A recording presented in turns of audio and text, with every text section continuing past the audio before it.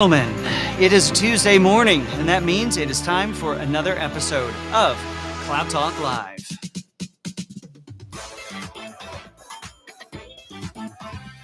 Well, everyone, welcome. My name is Jeff DeVerter. I'm the Chief Technology Evangelist for us here at Rackspace Technology. I'm coming to you live from Rackspace's corporate headquarters. This is like a month in a row of being able to transmit from here with this fancy new desk that we put together a little while back. And you know the routine, though, folks. We've been doing this for over a year now. Can you believe it? We forgot to have a birthday party for the show. But that's okay. We're over one now, which is super exciting. But I would love for you to introduce yourself in the comments below, wherever you're watching us on YouTube or on LinkedIn, and let us know who you are. Let us know where you are. And as always, if you'd like to get a hold of us here at Cloud Talk, be like Muhammad. Muhammad reached out to us, and he actually wants to be on the show, which is kind of cool. We're going to find a little corner of Cloud Talk to have him be a part of. But you can send us an email here at solve@rackspace.com. Now, I'd love for you, again, introduce yourselves. Now, I've got a security expert for us here today as we are inching towards a very monumental time in the year, and it starts in October. I know you think we're jumping the gun a little, but you know what? You can never focus on this enough, and that is cybersecurity. Hey, Wes is here. Glad that you are here. Guys, if you are interested in the new desktop experience, the new work experience, we guys need to go out to Dizion and check out what they've got. Wes is here in the comments, and he's an ex-racker, always a racker, and they have a really amazing offering. So go check that out. Lemon, glad that you are here, if I'm pronouncing your name correctly. But folks, send us an email, solve@rackspace.com. Love for you to be here. Hey, John, glad that you are here as well. We have Nashville, Tennessee. We've got Alexander. Alexander, my son Benjamin's up there. You should go say hi to him because there's only like 2 people in Nashville. He's over at Belmont University, killing it. All right, folks. And let's see what we're doing next year. I think what we're going to actually do is remind you that this is part of Rackspace. Oh, Corpus Christi, Texas, welcome.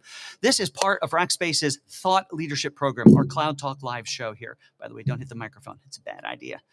And if you want to learn more about what we're doing over as part of our thought leadership, we'll just go to rackspace.com/solve, and you can find a myriad of information there. And part of that is the podcast. Now, we record full-length podcasts, but we also take the audio from these live programs and we put it there. Now, the only way you can get that, though, is you go and subscribe. So wherever you can find your podcasts, go ahead and subscribe to Cloud Talk. Yeah, we consider it a personal favor. And if you like it, well, you know what? We'll take some 5-star reviews. It's the only kind we like.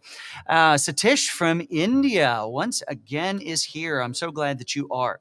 Now, I mentioned that we are getting into security here today. Now, I have introduced my new longest best friend, and his name is Walter Haydock. Now, Walter, really, we just got to know each other here a bit here recently, but I've caught him on a few other podcasts, and boy, did he have some really great stuff to share. So I thought, why not bring him out to be a part of our live program here, and have him share some of his knowledge, because he has a pretty interesting pedigree and knows a little something about security. So with that, Daniel, why don't we go ahead and bring Walter up onto stage? Look at all these great comments. We've got Sarah from North Carolina. Daniel, of course, is here.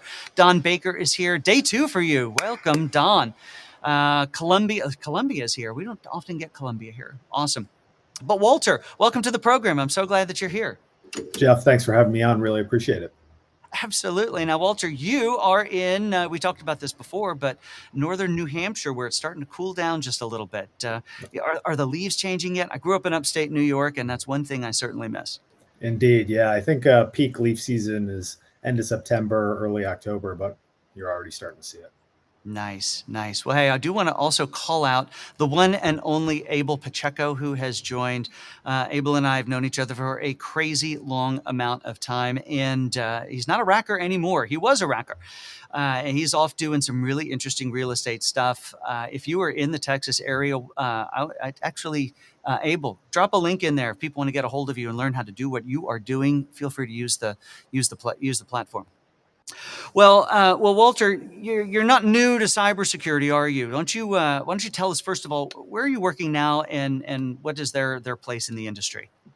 Yeah, sure. So I am a director of product management at Privacera, which is a data access governance startup.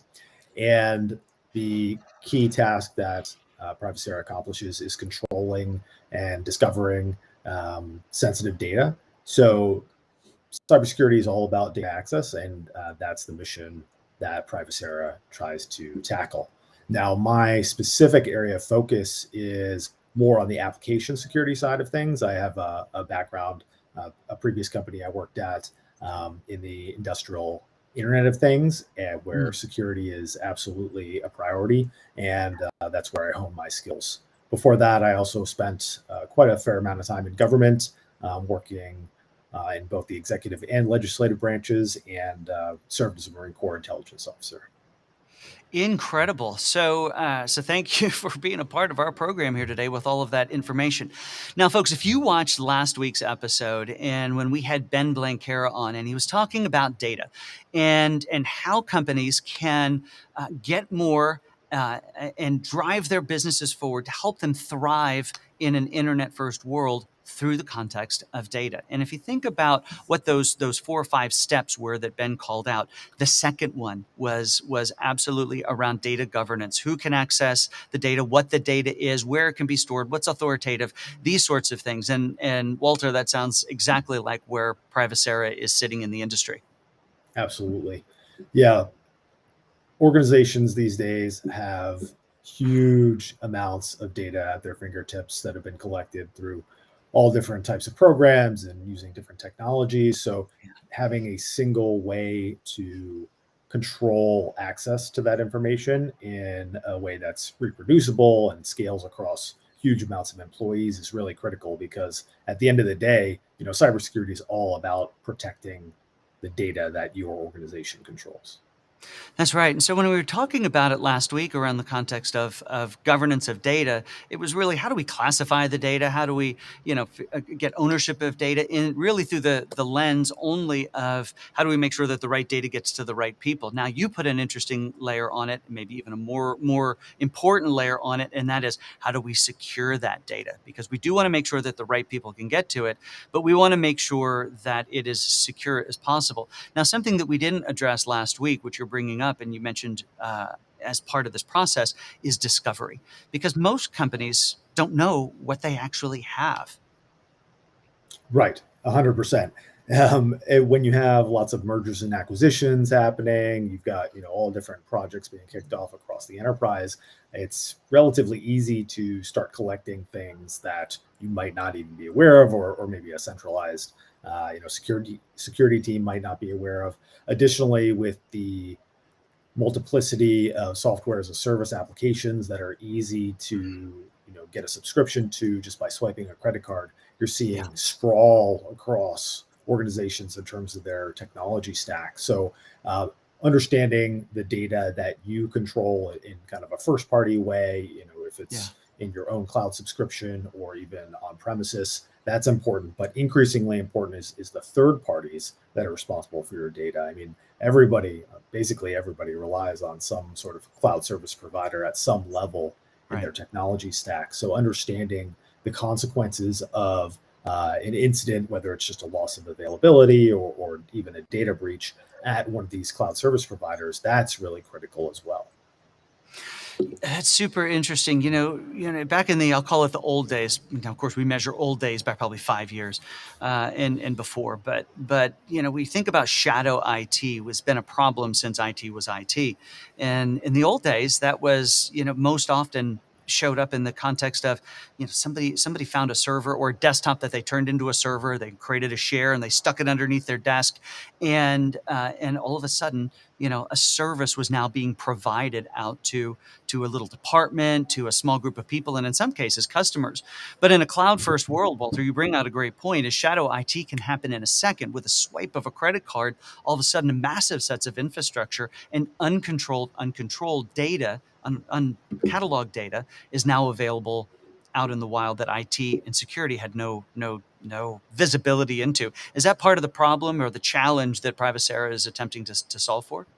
So Privacera is not specifically focused on those third-party providers. It's more on the organizational data that an enterprise has direct control over. So it's focused on applying policies based on tags or attributes or roles, and then also discovering sensitive data that's available in those existing repositories, primarily cloud-based, although they're hosted by external providers. The daily operations are done generally by people in the enterprise. But that's a completely, unfortunately, that's just one part of the problem. There's that, and then there's the whole other side of things where vital parts of your business operations might rely on someone where you have very little visibility into their data and their level of security.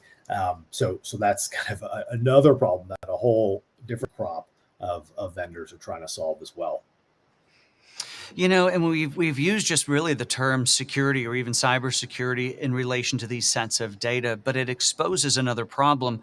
And oftentimes compliance starts to fit into this. If an organization starts to amass data, or a department inside of an organization starts to amass data, and let's put them into the healthcare field, let's put them in financial services, there could be regulatory challenges that exist around that data. And if IT isn't aware of that data, well, the company can still be in breach and would still be in trouble. Yeah, absolutely. So understanding the picture of your current state of data, so to speak, is that's an important first step. And I'll segue into a comment that I believe it's Aravindan made about risk-based CVE scoring. So you mentioned compliance. There are some compliance frameworks that have some seemingly rigid requirements, specifically with respect to vulnerability management, that, in my opinion, in some ways actually get in the way of true data security. So I'll give an example. One of the versions of the PCI DSS standard requires fixing certain types of vulnerabilities above a certain score using the common vulnerability scoring system. But there's actually a fair amount of research that shows that doing that type of program is actually equivalent to randomly picking vulnerabilities to remediate. So I think one thing that I've been pushing for, both internally and across the industry, is risk-based vulnerability scoring, because organizations will get completely overwhelmed with masses of findings from scanning tools, and there are so many different sources of vulnerability data that it's easy to get overwhelmed. I'm happy to talk about some ways that I recommend organizations tackle this problem, but that's a huge issue, not just from a compliance perspective, but also from a security perspective overall. So, Walter, when companies, regardless of how they're setting that bar of the things they feel like they need to pay attention to, and the things that they don't, these are still, whether they are perceived as minor or as large vulnerabilities. A vulnerability is still a vulnerability, and at the end of the day, I hate to say it, but a lot of the issues you and I both are aware of throughout the past year that have occurred, especially around in ransomware construct, it was servers not patched, it was firewalls left open, it was the blocking and tackling of things that people need to do every day. And but it doesn't negate the fact that there are still very real ways for the bad guys to stitch together a series of seemingly inconsequential vulnerabilities and turn them into something very bad. How do you recommend that companies really approach a holistic approach and plan to cybersecurity and risk mitigation?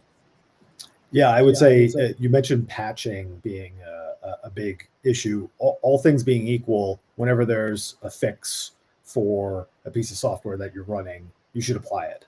But doing that is often easier said than done. From a software as a service perspective, that you actually get, you remove yourself from a lot of those issues as a customer, and you rely on the provider to do it, which is one security advantage. But when you're managing the software yourself, it becomes difficult to patch everything immediately. If you run a scanning tool on any given day against a corporate network, you could find hundreds of thousands of vulnerabilities potentially, and half of them supposedly high or critical, meaning above 7.0 on the CVSS scale. So that really makes it difficult to move forward. So what I would propose is that organizations need to focus more on the risk of exploitability, risk of exploitation, the exploitability of a vulnerability when building out their patch management programs. And there are tons of commercial vendors out there, but there's also a freely available data source called the exploit prediction scoring system that every day provides a data-driven feed that gives you a probability between 0 and 1 that a given common vulnerability enumeration will be exploited in the next 30 days. So you can actually plug that into a risk management calculation and come up with a number, and you can prioritize based on that rather than getting the complete overload of 50,000 high and critical CVEs. Wow, that's what a powerful tool to it. Now, I want to pivot really quickly, and because one of the things we haven't addressed, there's so much we could talk about today, and unfortunately, we're starting to run a little low on time. But that is the evolution as we've moved from, we think about development of software, from a waterfall-based approach to a DevOps agile-based approach. But now we have the term DevSecOps. Why don't you unpack for us what that actually means and why it's so important to pull the security aspect deeper into the front side of software development as opposed to waiting for it at some sort of a waterfall event? Sure. As part of the traditional waterfall development process, there would be development, which would have various gates along the way, and there would be kind of a finish line, so to speak, and then the development team would throw it over the wall to the operations team, or potentially the customer, a different organization that would run the software and operate it itself. Now, with the movement towards as a service being kind of the industry standard, organizations are increasingly both developing and operating their own software. Hence, that's where the term DevOps comes from.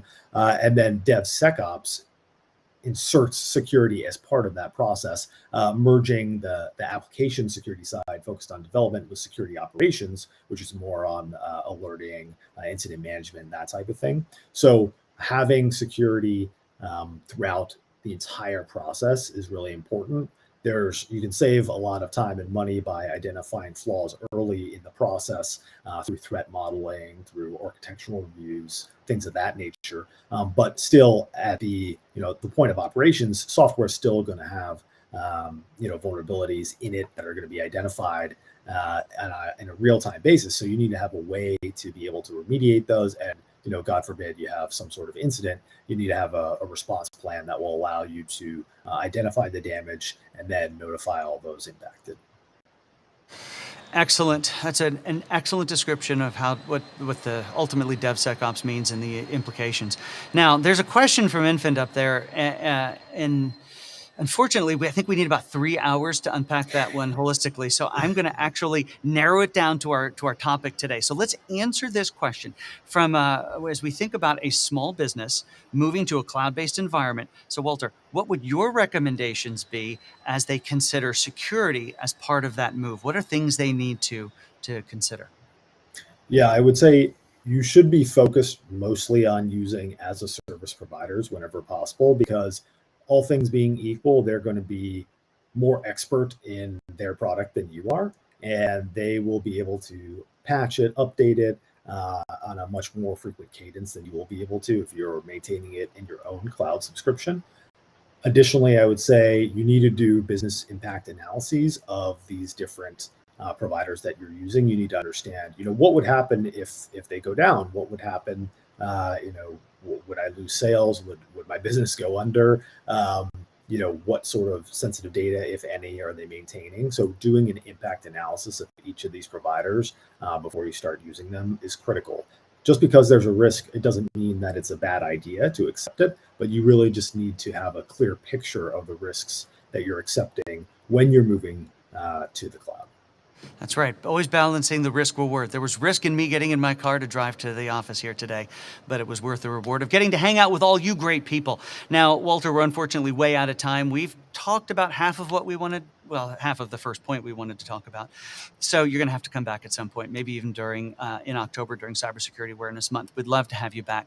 But obviously there's a wealth of information here. How can people get a hold of you? You've got a blog. Why don't you tell us a little bit about you and your social activities there? Yeah, so I'm on LinkedIn. Feel free to follow me, send me a connection request. And then also I write a weekly newsletter on the intersection of cybersecurity and business at haydock.substack.com, there on the bottom of your screen.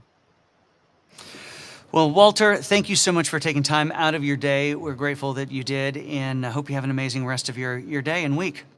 Well, thanks a lot. Appreciate the time. You bet. All right, folks.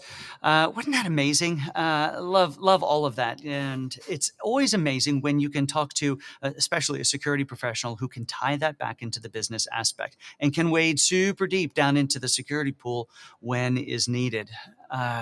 So I would highly recommend you go check out his Substack and subscribe to that. I have, so I think you should too. All right. Well, let us continue on, folks. All of this information can be found over at rackspace.com/solve. And I want to remind you that this is a safe place from sales professionals.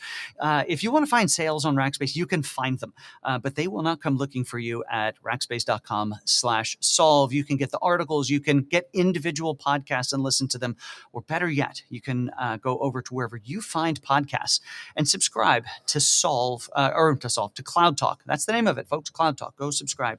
It's available everywhere that you find that fun stuff. All right. Well, an amazing conversation. It brings us up to this week in cloud, which, as you know, is the time when I pull out a couple of articles that have been in the news this week and why it's important to you as in relation to cloud. Make sure I'm in the little window. All right. We are going to start with an article that I was reading about ransomware attacks. Guys, it's not going down. It is jumping. It's going up. There's been a new study that showed that ransomware cases jumped 47%. Now, I'm not talking 47% in the last year. I'm talking 47% in the last month. Isn't that incredible? So, when we talk to folks like Walter and he says, patch your systems. Granted, add to his advice, easier said than done in some cases, but it doesn't mean it shouldn't be done. So patch your servers, folks. All right. So ransomware attacks are up. That was from over cyberscoop.com. That's a great place to go get information, by the way. Now, here's another one, and that is CIOs tackle sustainability through cloud migrations. Now, in this context, we're talking about financial sustainability and environmental sustainability. So leaders over at Boeing and IBM are among those championing the merits of analytics and cloud technology to reduce a business's carbon footprint. Folks, if you go over and you're moving your CS, that is very scary, isn't it? And Kit, if you move your workloads, say, over into AWS, at the end of the billing day in AWS, you can get your carbon score about all of the things that are there. You're finding those services over across Azure and Google as well. And especially over in Google, they're making some really interesting commitments to being not only carbon neutral, but carbon negative coming up in the future years. So they are very prolific. You can do lots of searches and find out what's happening there. But 9.99, I'm making up numbers here, folks, but a whole lot of times you will be more carbon efficient if you're over in a hyperscale cloud provider or in a major data center, like a Rackspace data center or others among our peers that do this professionally and consolidate stuff and make great strides to, make the place a little better for all of us and for our kids. All right, so that's what's happening in the news. Now let's go and see what's new from the cloud providers. Click a few buttons to make sure that can be seen by you. So let's look at those cloud releases. As always, we're starting with our friends over at AWS. SageMaker Data Wrangler. Folks, I just brought this one up because I wanted to say Data Wrangler. I'm from Texas, and Wranglers are cool. SageMaker Data Wrangler accelerates onboarding of sample data set and guided feature discovery.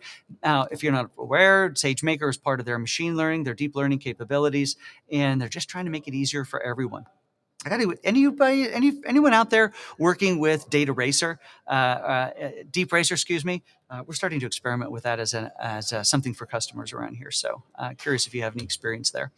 All right, let's move over to our friends at Azure. And new from Azure is general availability. Azure Data Explorer now, get this, now supports native ingestion from S3. That's right, they're trying to pull in your data from other clouds to be inside of Azure. Go figure. And if you ever wondered why it costs not much to bring stuff into the cloud and why it costs stuff for it to leave, well, it's because they want it to stay there. So I want to caution you, if you are a cloud architect in the Azure space, or if you are a data expert and you're wanting to pull some of your corporate data out of AWS to use inside of the Data Explorer in Azure, be very careful. If that's a large data set, it could be extraordinarily expensive to pull that data out. exfiltration fees are huge. All right. And then lastly, over at the Google Cloud, they've got a myriad of updates. In fact, all I could put is this because the list was way too long. Updates to the Cloud Healthcare API. It's really interesting what Google Cloud is up to over on in building a specific industry cloud around healthcare. Now, Azure's got one, I believe AWS as well. But this is super interesting trend that's happening in the hyperscale cloud providers and goes beyond the hype of the hyperscalers. And that is their ability to serve the specific industries, specifically in and around the regulations and the features required by companies working in those industries. So if you are a Googler, Google Cloud consumer, and in the healthcare industry, well, why don't you go over there and learn some more? You can find all of that information out over there. Well, I mentioned before that when you go to Rackspace.com/solve, you will not be sold to. Now, the only selling I do here is encouraging you to come and work with us here at Rackspace. That's what takes us to the Rackspace job of the day. It's the only sales job I have to do, and that's to get you to come and hang out with us. So, what is that job of the day? Well, I'm looking for a senior cloud database engineer. Now, the senior cloud database engineer goes across all of the clouds. We are looking for a database engineer who is passionate about helping customers build modern database solutions at scale. Folks, this is across all of the clouds. It is ultimately around data solutions. If you're passionate about data and you want to come do that here at Rackspace, well, just over to Rackspace.com. No, Rackspace.jobs. Go to Rackspace.jobs and you can search and find the senior cloud database engineer job that is available there. Well, folks, this has been a great time. As always, I'd love for you to go check out our content over at Rackspace.com/solve. Our new security research is about to come out. Actually, I want to send that over to Walter and get his opinion on it. So when we go out and we interview, every quarter we go out and interview over 1,400 IT decision makers in 10 different countries to get their opinions on the subject at hand. Last time it was all around compute. This time it is all about security. That's going to be coming out here in just the next few weeks. But if you're not frequenting Rackspace.com/solve, you wouldn't know that. Well, as always, I want to give a shout out to our friends at AppDynamics. If you are in the business of creating software, if you're in the business of keeping large systems alive, if you've got software you want to know end-to-end full stack observability, well, there's nobody better than AppDynamics. So head over to appdynamics.com. Tell them Jeff sent you. There's actually no form to say that, but if you talk to someone, tell them I sent you. I don't know why. I just think that would be fun. All right, my friends, that is going to do it for this week's episode. And hang on, go back. This week's episode of Cloud Talk Live. Huge thank you to Walter for being here today. Next week is the first Tuesday of the month. And you know what that means? It is Women in Tech Tuesday. And I have a great racker who is going to be here. She's been at Rackspace for 16 years. 16 years. Can you believe that? She grew up here at Rackspace. And I'm excited for you to get to know Rachel. So with that, folks, I hope that next week you will tune in at 8:30 a.m. Central Time for another episode of Cloud Talk Live.